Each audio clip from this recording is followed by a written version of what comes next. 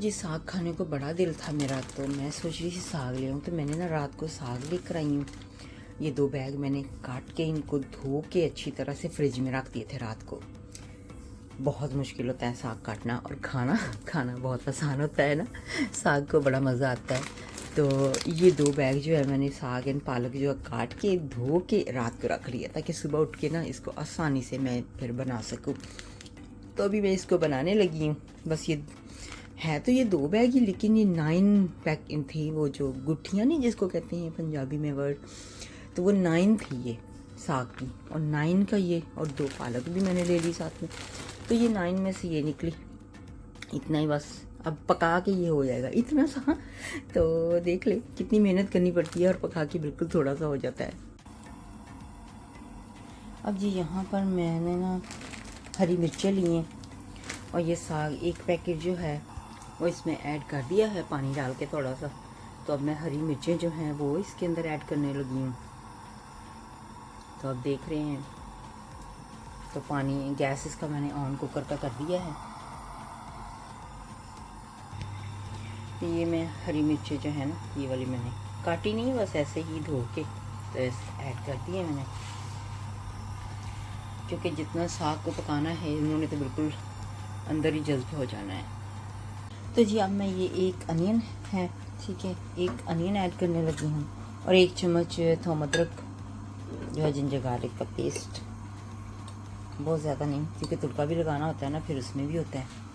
तो ये 1 चम्मच जो है ये होगा, इसमें शामिल करते हैं। और ये अनियन, ठीक है, ये सारे अनियन इसमें शामिल कर लेते हैं। पानी बिल्कुल थोड़ा सा ही मैंने ऐड किया, बहुत ज़्यादा नहीं ऐड करना है पानी, फिर वो सारा दिन बस पकाने में लग जाता है। 2nd पैकेट भी मैंने ऐड कर दी थी।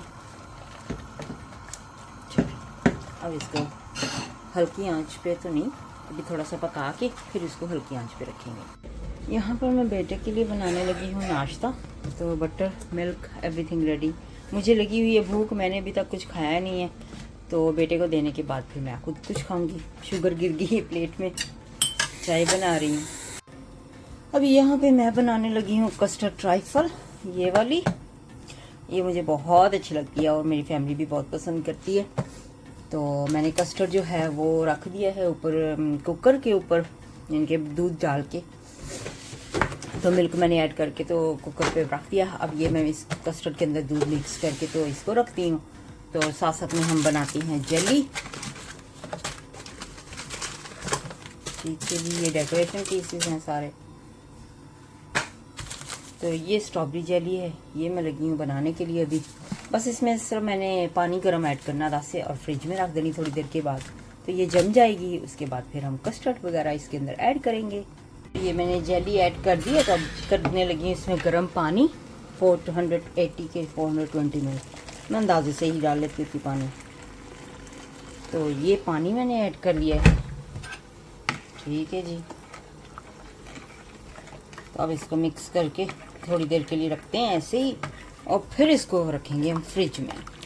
अभी एकदम से फ्रिज में नहीं रखेंगे क्योंकि गर्म बहुत ज़्यादा है।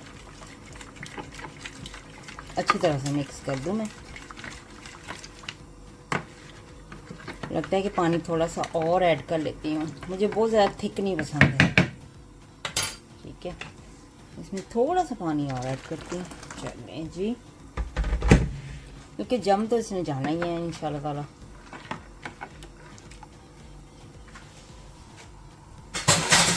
चलिए इसको रखते हैं थोड़ी देर के लिए ठंडा होने के लिए। ये मैंने दूध रख दिया गर्म होने के लिए। जैसे ये उबलेगा 2-3 बार तो फिर इसके अंदर हम कस्टर्ड ऐड करेंगे। जी यहाँ पे मेरा साग जो है वो तैयार हो रहा है। बस अभी ये देखें, मैं ना साथ साथ में ही घोटना शुरू कर देती हूँ जल्दी।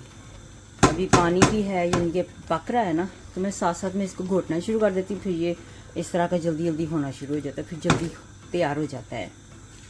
अच्छा जी, यहाँ पे मैंने कस्टर्ड डाल दिया ट्राइफल के अंदर, और साथ में बिस्किट इसकी जो डेकोरेशन है वो भी डाल दी। अब मैं बनाने लगी हूँ ये ड्रीम टॉपिंग, इसकी क्रीम जो है इसके ऊपर डालूँगी, और फिर इसके साथ में ये वाले इसके साथ में डेकोरेशन कर दूँगी चॉकलेट पीसेस। तो चले फिर इसको बनाते हैं। तो जी मेरा साग जो है बिल्कुल रेडी हो चुका है। देखें ज़रा कैसा लगता है आपको, अच्छा लग रहा है ना। इसका टेस्ट क्या बात है।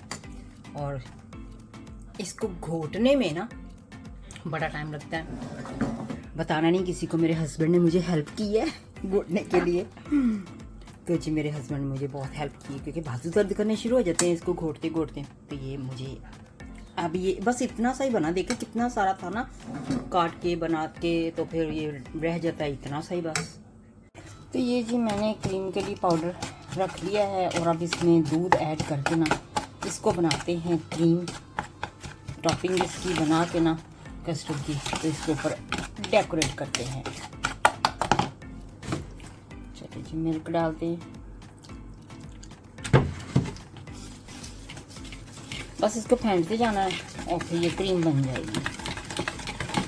मेरी क्रीम जो है वो बिल्कुल रेडी हो चुकी है। मैंने इस तरह की बनाई है, आपकी मर्ज़ी, आप इसको थिक भी बना सकते हो। तो मैंने इस तरह से इसको कवर कर देना है हर जगह से, ठीक है जी। ये हो गया कवर। अब ये डेकोरेशन पीसेस इस पे लगाते हैं। चलो ये लग गए हमारे डेकोरेशन पीस भी। तो ये ट्रैफल कस्टर्ड रेडी। साग बनाना कोई आसान काम नहीं है। देखें साग तो बना इतना सा ही, बस जितना सारा मैंने बनाया था। तो मेरी बाजू पे देख लें क्या हुआ, ये बाजू मेरा जल गया। साग को घोटने लगी तो जी साग कहता है कि नहीं, गरम गरम पानी सारा बाजू के ऊपर। फिर मैंने फौरन लगाई टूथपेस्ट अपने बाजू पे, तो ये कलर इस वजह से टूथपेस्ट का है। फिर साग के बाद ये हाल हुआ सिंक का। अब मैं इनको लगी हूँ वॉश करने के लिए, तो अब वॉश करके जल्दी से इनको करती हूँ जगह पे सेट करके रख देती हूँ। तो जी बर्तन गए हैं मेरे धुल, सारे बर्तन वॉश करके मैंने रख दिए हैं। तो आटा मक्की का, ये जो है ना मक्की का नहीं है, ये जो येलो रोटी वाला आटा वो तैयार है। अब इसको गूंदेंगे साग के साथ, फिर बनाएंगे।